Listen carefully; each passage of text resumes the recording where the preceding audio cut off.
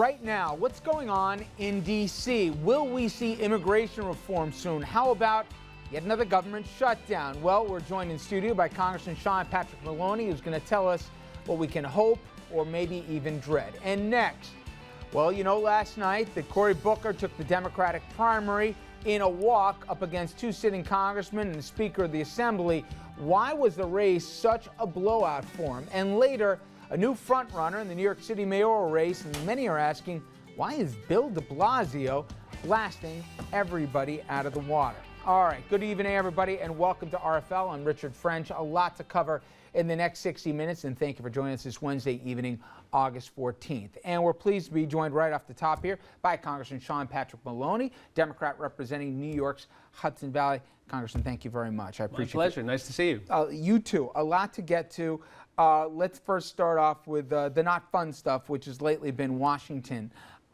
We have heard all sorts of dire projections given the dysfunction of this Congress.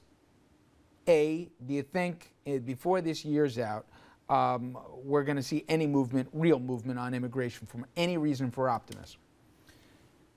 It's critically important. It's not hopeful. Well, any reason for optimism. I mean, I think, look, it's easy to be cynical about Washington. My job is to work. My job is to get results.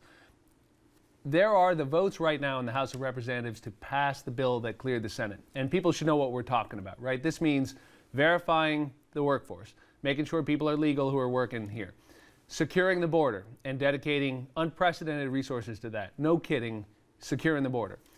But also providing an earned path to citizenship for people who want to get right with the law, pay their debt, get in line, wait, keep their nose clean. Just so everybody's clear, this is not even. This is tougher than even the Bush plan when he laid it out. They got to wait longer. That's right. Got to have a job, learn the language. They got all these bogeys. Got to keep their nose out of trouble here.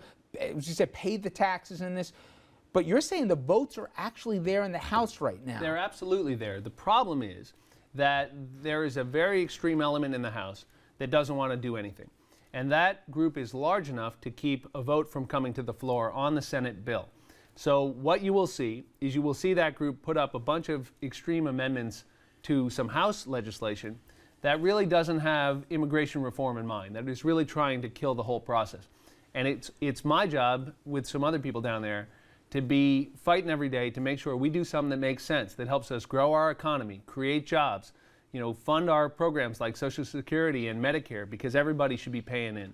And let 11 million people get right with the law, pay their debt, and contribute to this country and earn it. I'm not for amnesty. We shouldn't even be talking about it. It's not a good idea. But there is a common sense way, while we secure the border and verify the workforce, to get this problem fixed, and it will make us a stronger country. So we got to do it. But I can take this subject, government shutdown. I can go down the litany, and it's gone from the issue of policy to process. And if you couldn't get gun control passed, with 90% of Americans supporting a background check, including 3/4 of the NRA, how could you expect something as divisive with the makeup and the political incentivization for the other side to say, I lose more than I gain in my district if I move a centimeter, a millimeter, to meet the Democrats halfway? Why should we think that this function that they've gotten used to for the last 5 years will be any different now? Well, look, sometimes you can delay doing the common sense thing, but you can't put it off forever.